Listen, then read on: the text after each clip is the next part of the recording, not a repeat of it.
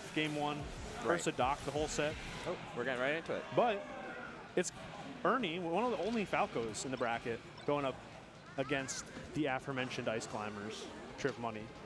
Yeah, and Falco generally can have a bit of a better time than Fox in a lot of ways because you have access to those lasers as long as you're putting them out at the right heights, changing up your timings. Right, right. Any way and any means to separate these climbers is always going to be appreciated. Ooh, good aerial timing right there from the down air. Kill her. Okay, Ernie. Take her out. He's trying. Those forward tilts are huge. The back air going to open up the stage. Nice extension with the laser, too. It's a big grab, but it's not going to be enough to save Nana. Trif now going with the Sopo. Hold on, though. Taking the first stock. Oh, yeah. That back air from center stage. Strong even without Nana. Right. A lot of times Nana can have a little bit more base knockback than Popo on top of stuff like Nana's forward air is the only one that spikes, or like stuff like that is always so important to keep Nana around. It's like just part of your game plan. But right. I mean, any hit that sends Falco too far is, and same thing with Popo though. Any hit that sends Popo too far is just a loss of a stock, even if you don't blast zone, though it will there. All right, and not too much percent on this stock too.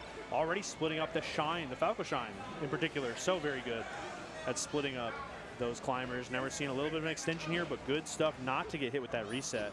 Looks like wobbling is not legal here. We were seeing some handoffs attempts. Yes, Like, all right. Honestly, we appreciate it. I'm glad. I was misinformed, but thankfully I was misinformed. And great coverage right there.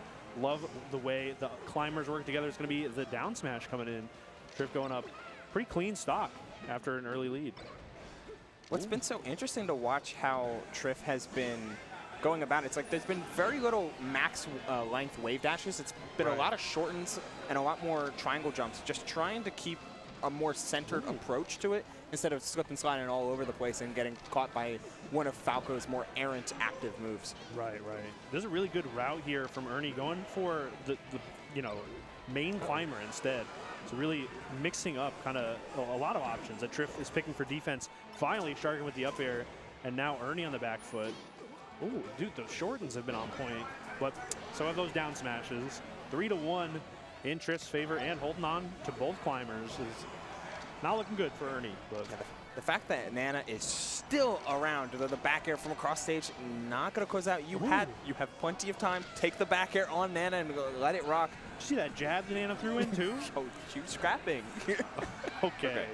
Back to a fresh stock for the climbers. Trif trying to look for one big opening, but honestly, dude, Ernie has been so good at splitting up the climbers at the beginning of the stocks. Maybe not so much in the middle, but definitely working on it. It's like splitting up the climbers, he's done really, really well. But then it seems like he'll take like a wrong priorities or try and just go into some of Falco's more standard, like a ladder-esque combos, but keep it vertical.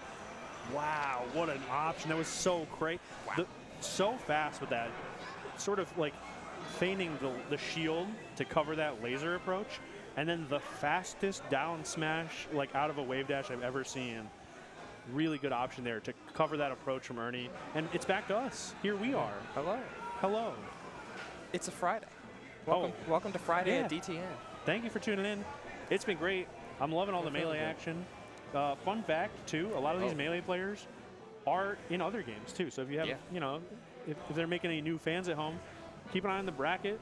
We have a lot of cross registration here at DTN, which is one of the more fun parts, seeing all these different players. Oh, yeah. For example, DeBuzz. Entering Street Fighter 6. Entering Street Fighter. We got Riddles. Only another Smash player. Only in Street Fighter. Yeah, he didn't even enter Smash. That's crazy. Love that.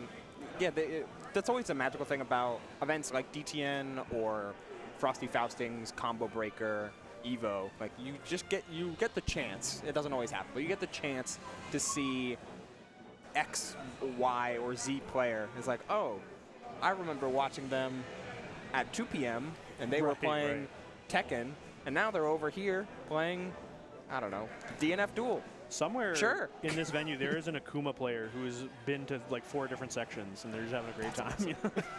It's like, and they can play Akuma in all of them. Exactly, yeah. Great. There's a Ryu player who's just like so excited for Ultimate tomorrow and getting beat up in Street Fighter 6 right now. Like, it's great. So glad you can all join us. I'm already loving the melee action, and yeah, it's been fun. It's like I mentioned before too. The lineup is so wacky. Like we have some local talent. We have some international talent, technically, we just saw True, earlier. And some talent just from all over the Eastern Seaboard. We have some players from Georgia in the bracket, as I mentioned. New we York, just saw New Jersey, New Jersey, Boston. Right. So it's so interesting to see who makes it out to DTN because it's always a wonderful surprise. It's an event with a lot of history behind it. And like that's always what you like to see. And it's on top of being streamed on 4 different streams. In this case, we're on VGBootCamp, another production with a lot of history, produced by House of 3000, who's been ingrained in New York and ingrained with Defend the North for so long. Like it keeps the ethos of Melee alive, where if you think about it, right, like Melee is a game, I'll start from the inverse. There's a lot of games that have the ethos that is built from within the game. Like, you know, Dark Souls is a game about woe, like that kind of stuff.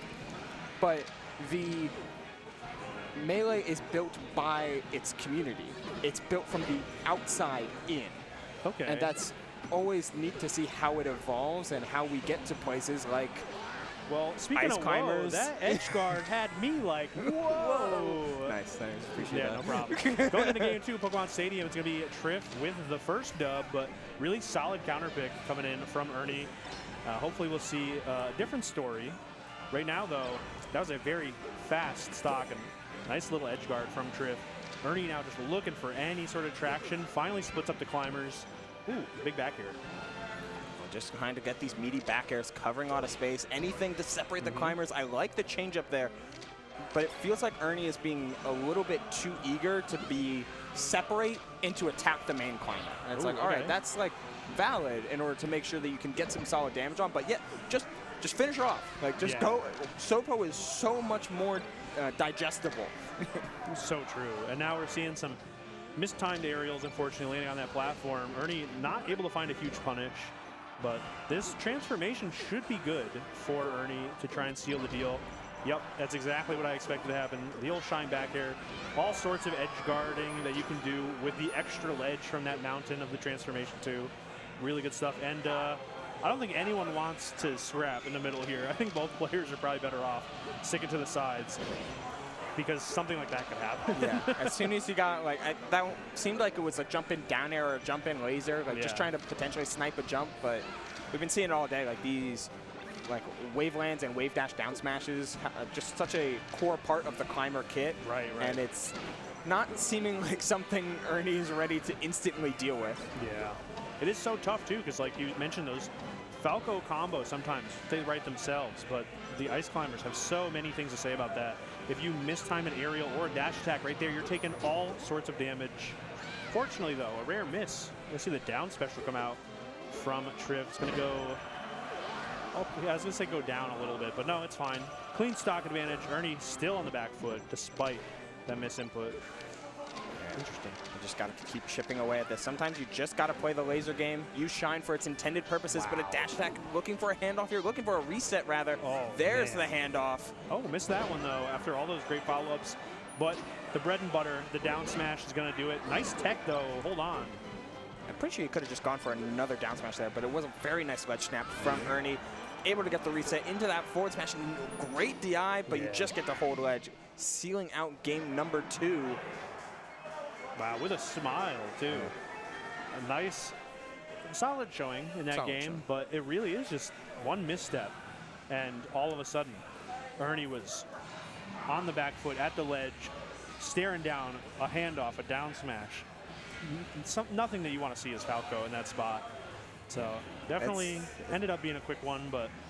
Yeah, it's the pinnacle of how spacey games can operate. Sometimes Falco gets to run in, land a couple lasers into down air into one of them. Suddenly the climbers are miles and miles apart, and you just get to feast. And sometimes the inverse is true. Exactly, which we saw right there, right? Like, we saw Ernie go for an opening, and it was a dash attack that got shielded, and he died immediately. But those shines that, you know, hit turned into a great combo. An edge guard for Nana, perhaps, but it just really was feast or famine, and unfortunately,